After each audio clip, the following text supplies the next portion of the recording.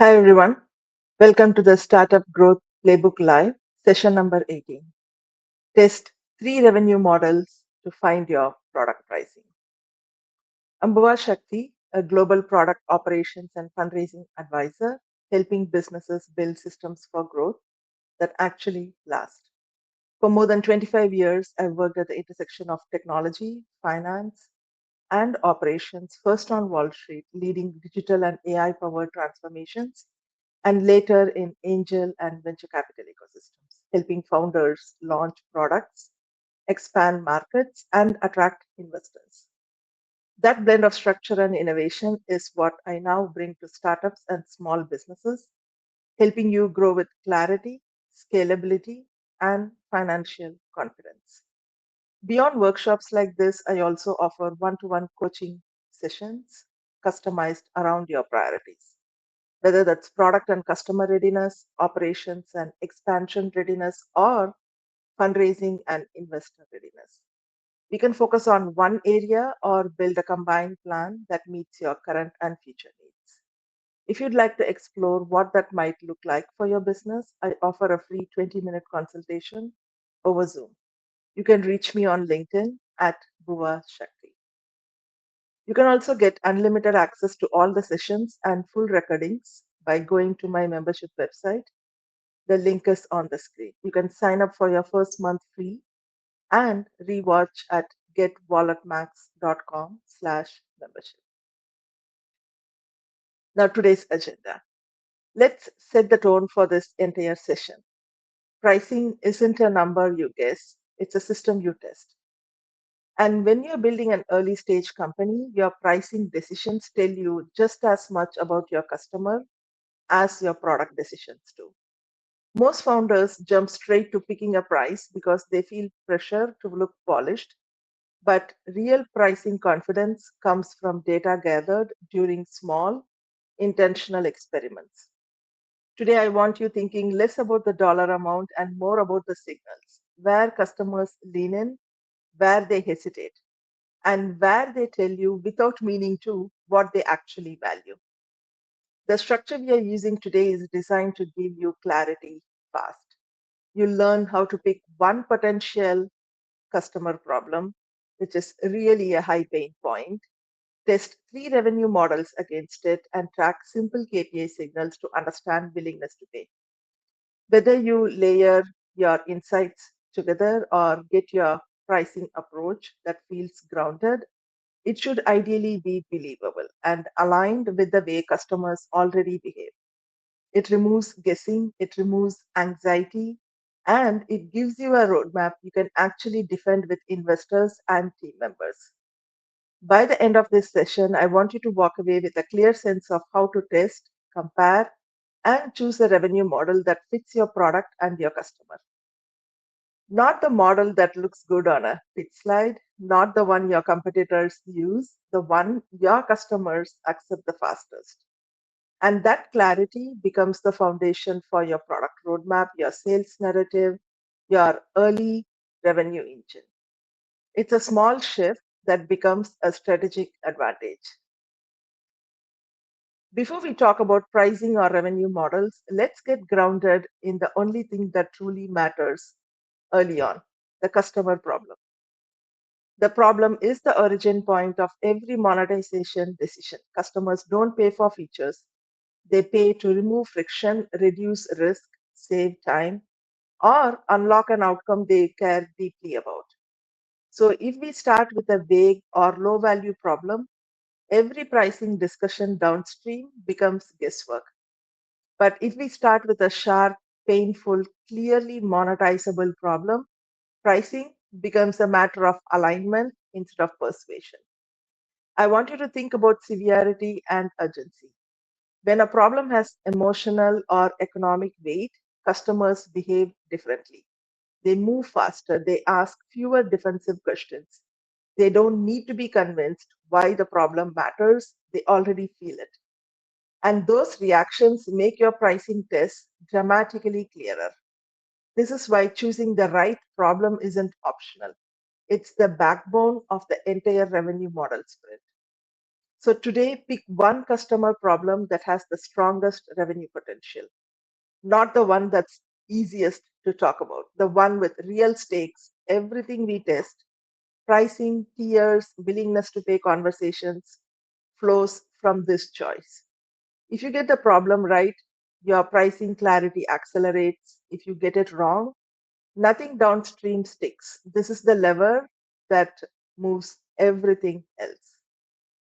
A climate data startup tried monetizing three problems at once: reporting, forecasting, and risk scoring. After customer interviews, they realized compliance reporting was the one with immediate budget, immediate urgency, and immediate pain. Once they centered pricing around that single problem, customers accepted higher pricing without pushback, and revenue finally started to move. So, what's the three model testing framework? When you run revenue model tests, simplicity is your strength.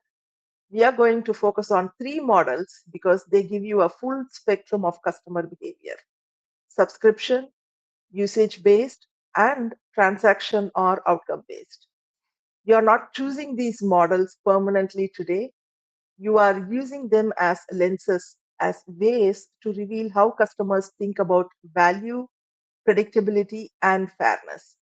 Every customer reaction gives you insight into what pricing model feels natural to them. Your goal isn't to implement these models, your goal is to simulate them and observe behaviors. Think of pricing tests as small controlled experiments: a landing page with three options, a pilot proposal with different structures, or a discovery call where you float a range. You're not committing, you are listening. The magic happens in the reactions, where the customer gets confused, where they try to negotiate, or where they say, yes, that makes sense. Those moments reveal the model that fits their mental model of value. The test is successful when you can eliminate two models and clearly explain why the third one works better. Clarity doesn't come from picking the coolest model, it comes from understanding why customers move toward one structure away from others.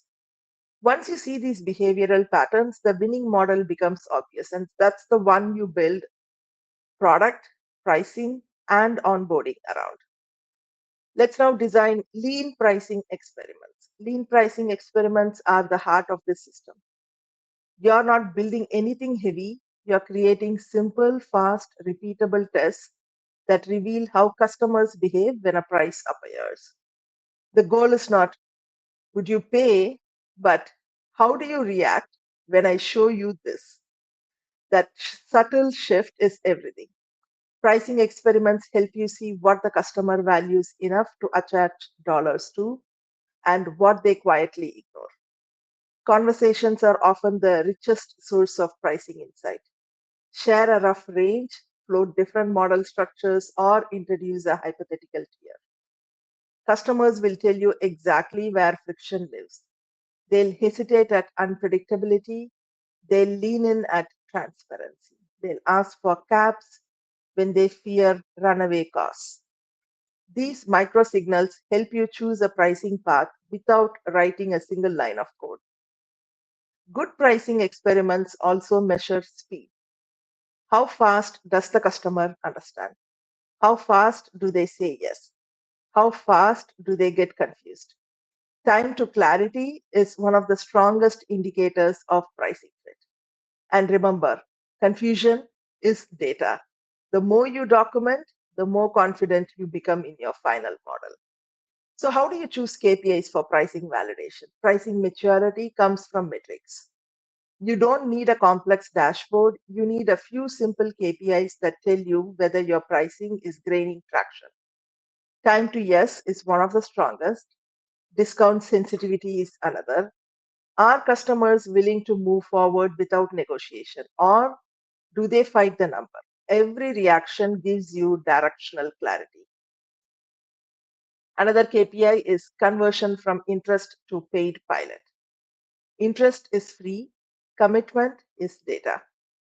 Early stage revenue tests often reveal that a customer who loves the product may still hesitate at the price, or vice versa. That gap matters. And your KPIs help you understand which revenue model supports the cleanest, fastest path to conversion. Finally, track usage patterns where possible. If your pricing model depends on usage, you need to understand variance. If it depends on outcomes, you need to track early signals of improvement.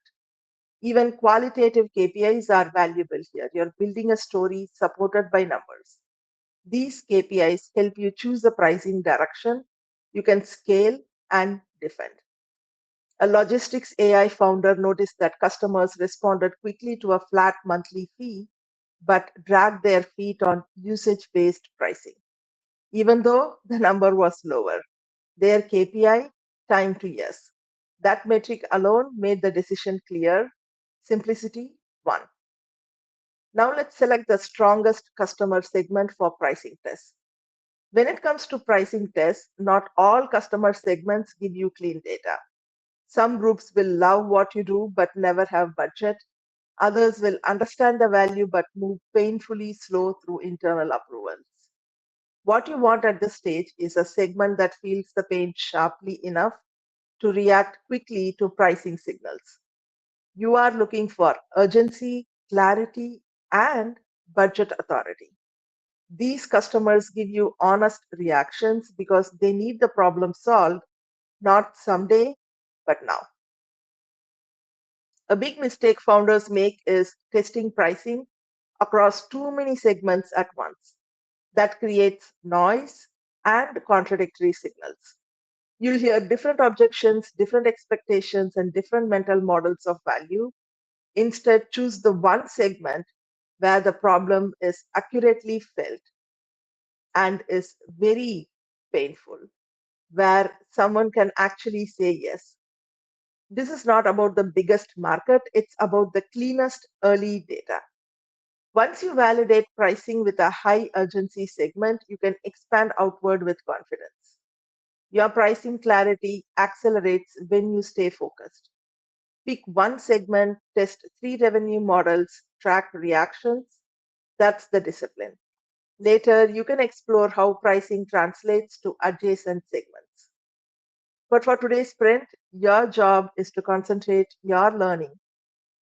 Segments with urgency and budget move fast, and fast reactions help you make better pricing decisions without wasting cycles. So, how do we map value to pricing logic? Your pricing gets dramatically easier once your map to the value of the pricing logic fits. Customers don't buy features, they buy impact. They buy a reduction in risk, an increase in revenue, or fewer mistakes. The moment you understand the economic weight of the problem, you can anchor your pricing around the customer's outcomes, not your internal costs or competitor guesses. Pricing becomes a conversation about transformation, not transaction. Listen closely to the language your customers use. When they say things like, this would save us hours, this would prevent errors, or this would help us onboard faster, they are giving you the building blocks of your pricing logic. Connect those statements directly to your pricing structure. If a customer says each manual error costs them $500, as an example, you suddenly have a value anchor. When pricing reflects the customer's world, not your product roadmap, it lands cleanly. Value mapping also helps you eliminate noise. If a feature doesn't influence willingness to pay, it shouldn't influence pricing. If a capability drives major ROI but isn't highlighted, strengthen that part of your narrative. A tight value to pricing map makes your model defensible, predictable, and credible, both to customers and to investors evaluating monetization maturity. Now let's take a pause and look at how revenue models shape product priorities.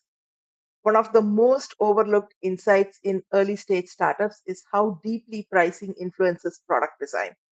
A subscription model requires an onboarding flow that delivers quick recurring value. A usage based model demands accuracy, transparency, and visibility into consumption. A transaction model forces you to eliminate friction in every step of the workflow. When your pricing model and product roadmap move in sync, everything feels connected. When they move separately, your business feels disjointed. That's why we test revenue models before building significant product features. You don't want to invest in capabilities that you don't match how customers want to pay. If customers show strong preference for a usage model, but your product lacks usage tracking or reporting, that's a signal to prioritize instrumentation. If customers prefer a subscription model, you prioritize retention features. The pricing model often reveals what your MVP really needs to include. Think of revenue models as architectural decisions. They shape your onboarding, your analytics, your feature prioritization, and even your support workflows. Once you see which model customers prefer, you build around it. This alignment gives customers a smoother experience and gives you faster revenue momentum. Pricing isn't separate from product, it is a product decision. Now let's eliminate weak revenue models. Eliminating options is just as important as choosing one. Weak revenue models show themselves through friction. Customers hesitate, get confused, or shift uncomfortably when you present the structure. Maybe the model requires approval layers. Maybe it creates budgeting anxiety. Maybe it introduces variability they can't forecast.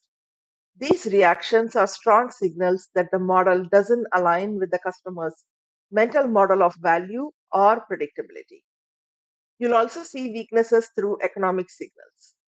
Some models might look attractive but destroy your margins. Others may seem flexible but create operational complexity. What we are doing in this stage is not ranking models emotionally, we are ranking them based on data, speed of understanding, decision clarity, willingness to pay, and margin potential. Two models will naturally fall behind. Your job is to remove them, not fix them. Once you eliminate the weak models, you create focus. This is where pricing confidence grows. By narrowing to one model, you simplify your messaging, your product roadmap, your customer onboarding. Instead of straddling three stories, you reinforce one clean narrative. Pricing becomes clearer, sales cycles shorten, and your internal team alignment strengthens because everyone now plays from the same model. A fast growing AI startup tested subscription, usage based, and performance pricing. Performance pricing got interest but created unpredictable margins. Usage based confused buyers. Subscription was fast, clean, and easy to explain. Eliminating the other two models gave them the clarity to scale. Now it's time to select the winning pricing model. Choosing your pricing model is a strategic moment. You're looking for the model that consistently gives the smoothest, clearest customer reactions, the one that accelerates the yes, the one customers understand without long explanations. Decision speed matters because it tells you the model aligns with how they already think about value. Pricing shouldn't require education, it should feel intuitive. A winning revenue model also fits your internal economics. It supports your margin structure, your cost to serve, and your product roadmap. This is where you validate that you can deliver on the value you're charging for. If the model creates hidden operational strain, too many support requests, too many variability features, too much manual work, it's not sustainable even if customers love it. Once you pick the model, you document your assumptions and move to your first public iteration. This is not the final answer, this is the first answer backed by customer behavior and data. Pricing evolves, but your pricing model becomes the foundation for your sales messaging, your onboarding experience, and eventually your investor narrative. A clear model creates a clear business. When we talk about willingness to pay, I'm not asking you to pin down a perfect price. Early stage pricing isn't about precision. It's about understanding the emotional and economic boundaries your customer operates within. Think of this as discovery work. You're exploring how customers react to price anchors, what ranges feel believable, and how they express discomfort. These signals tell you far more than a single number on a survey ever could. A powerful starting point is learning what they currently spend on tools, manual processes, staff time, or workarounds. That becomes your baseline. Then you test reactions by sharing ranges or hypothetical pricing structures. Listen carefully for the pause, the inhale, the shift in tone. Customers reveal willingness to pay through micro reactions long before they say yes or no outright. Your job is to notice the moment their confidence changes. Finally, validate willingness to pay through behavior, not just conversation. A pilot agreement, even at a reduced price, is far more valuable than 10 enthusiastic interviews. When someone commits funds or initiates an approval workflow, they are telling you their real boundaries. Early willingness to pay is a combination of stated intent and actual motion. Both matter, and together they help you craft pricing that aligns with real world dynamics. A compliance SaaS founder surveyed prospects who all claimed they'd pay 300 per month, but when pilot proposals went out, most companies approved only 200 due to internal thresholds. That difference revealed the true willingness to pay band and reshaped the founder's pricing tiers. Let's now look at comparing pricing across competitors. Competitor pricing is useful, but only as context, not as template. Customers walk into your conversation with pricing expectations shaped by what they have already seen in the market. You need to understand those anchors so your pricing doesn't feel disconnected or shocking. But copying competitor pricing is the fastest way to create a model that doesn't match your economics or your value story. What you're trying to do here is position yourself intentionally, not play follow the leader. When studying competitors, go deeper than the stickier price. Look at what the customer actually gets. What's included, what's extra, what's missing, where are customers still frustrated? This is where you find your differentiation. If you solve a painful gap that your competitors ignore, you can justify a higher price or a different pricing structure altogether. Your job is to understand the landscape, then carve your place in it. Ultimately, competitor pricing is a reference point to help customers make sense of you. It should help them say, I see where you fit. Your pricing narrative and your revenue model then reinforce why your price is fair relative to the value you deliver. You're not trying to be the cheapest, you're trying to be the clearest, most relevant, and the strongest value match for the customer segment you serve. A legal tech startup noticed all competitors priced per document, but law firms cared more about turnaround speed. The startup priced per hour saved, framing themselves as a premium efficiency solution. They didn't match competitor pricing, they reframed it and won higher value customers. Let's now move from pricing tests to pricing decisions. This is the moment where everything comes together. Pricing tests give you data, but decisions give you momentum. It's easy to stay in experimentation mode forever, asking for one more conversation, one more signal. But at some point, you have to synthesize your findings and choose a model. Look for patterns. Which model produced the fastest clarity, the cleanest yes, the fewest objections, and the strongest alignment with your product roadmap? That's your lead model. Then look at your margins and operational reality. Can your team deliver on the pricing structure? Does the model scale gracefully or does it introduce volatility or complexity you're not ready for? Your first pricing decision needs to balance customer acceptance with internal feasibility.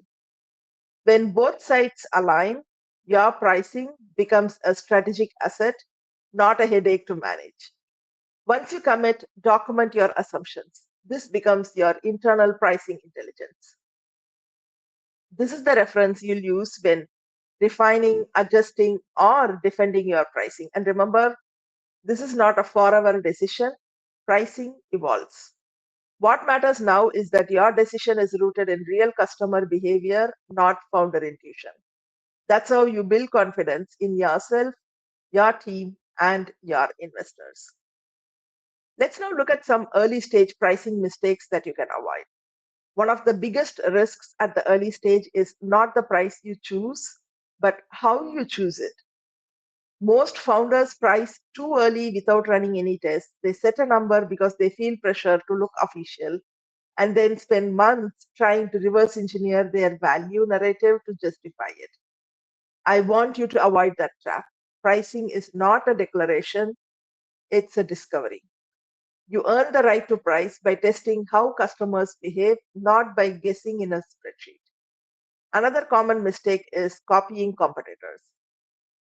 I am warning you, your competitors' pricing is not as strategic as you think. Some of them guessed, some of them copied their competitors, some of them priced around internal revenue targets without asking customers anything. When you anchor to someone else's untested decisions, you drift away from your own economics and your own customer psychology. Your model needs to stand on the foundation of your problem, your customer, and your value. The final mistake is undercharging. Early founders fear scaring people away, so they price low, but low pricing attracts the wrong customers, the most demanding, least patient, and least profitable. It also sends a subtle message that the value is unproven. You're not trying to win the cheapest customer, you're building a scalable business. Pricing with discipline, not fear, is one of the most important leadership muscles you build in the early stage. So, how can we translate pricing insights into your product roadmap? One of the most powerful outcomes of pricing tests is how they sharpen your product roadmap. Pricing shows you what customers truly value and, more importantly, what they are willing to pay for. When you combine those insights with usage signals, suddenly the roadmap becomes clearer. You're not building features because they sound impressive or because a competitor has them. You're building features that reinforce the revenue model customers prefer and features that strengthen the story behind your pricing. Every pricing insight tells you something operational. If customers push hard for predictability, your product needs better usage transparency or onboarding flows. If they value outcomes, your product needs clear dashboards that show progress. If customers respond well to tiers, your roadmap needs feature boundaries that make sense. Treat pricing tests as product discovery. They reveal friction, expectations, and value drivers with a precision that even customer interviews can't always match. When you translate pricing signals into product decisions, you're building intentionally. That's where efficiency comes from. Your engineering team focuses on the features that convert and retain. Your go to market team has a clearer narrative, and the customers understand exactly what they are paying for. This alignment is what creates traction, not more features, but the right features shaped by monetization logic.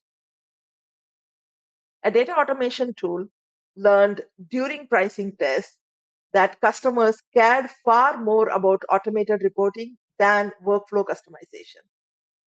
They reshaped their roadmap accordingly, focused on reporting, and saw paid conversions jump within 6 weeks. So, how do you communicate pricing internally across teams so that everyone is on the same page?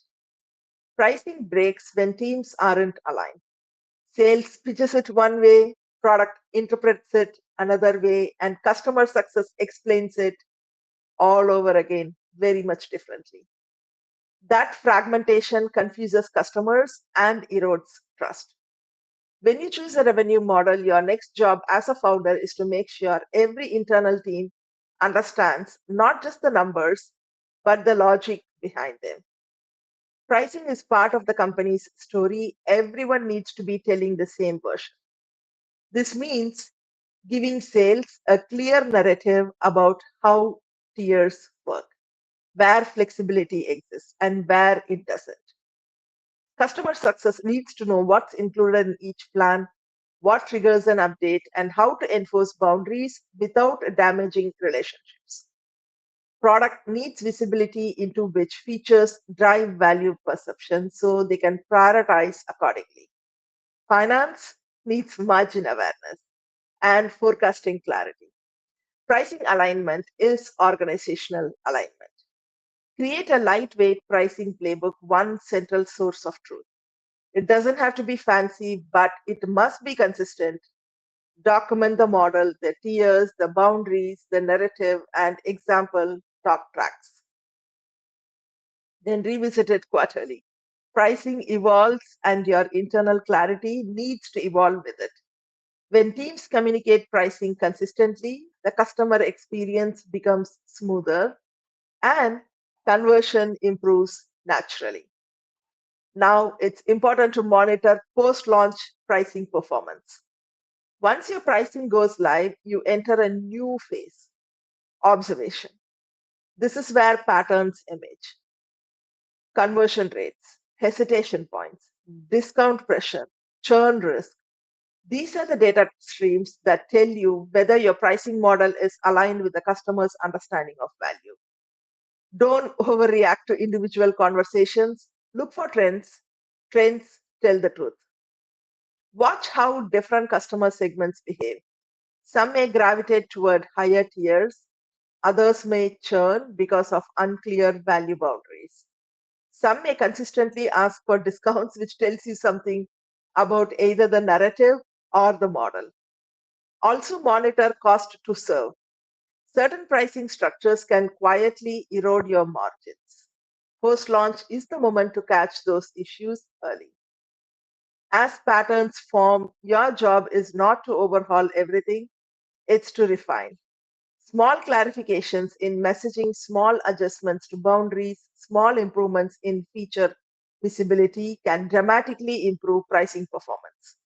Remember, pricing is not a one time decision, it's a system that adapts as your product and customers evolve. Treat post launch monitoring as continuous improvement. As we close, I want you to see how the pieces fit together. Pricing clarity isn't luck, it's a disciplined process.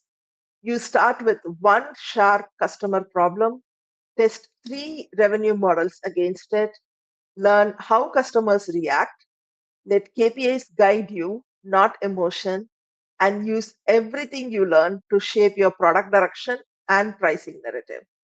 This is how early stage companies build momentum without guessing. You now have a framework you can repeat every time your product evolves or your market shifts. Pricing is not a static artifact, it's an ongoing conversation with your customer and your business model. If you treat it as an experiment driven system, you'll always know your next step: what to test, what to refine, what to commit to. This mindset is what separates reactive founders from strategic ones. Your job now is simple: run the test, document what you learn, choose the model that gives you clarity, and commit to iteration. Pricing confidence grows with practice, with structure, and with listening. When you master this process, you build a company that customers understand, teams can execute, and investors respect. That's the real goal of pricing clarity. Thank you all for joining today's Startup Growth Playbook session on test three revenue models to find your product pricing. If you'd like to keep building on what we covered today, I offer one to one coaching sessions designed to help small businesses and startups to move from ideas to action. We can focus on product and customer readiness, operations and expansion readiness, or fundraising and investor readiness, or create a blended plan that fits where you are right now.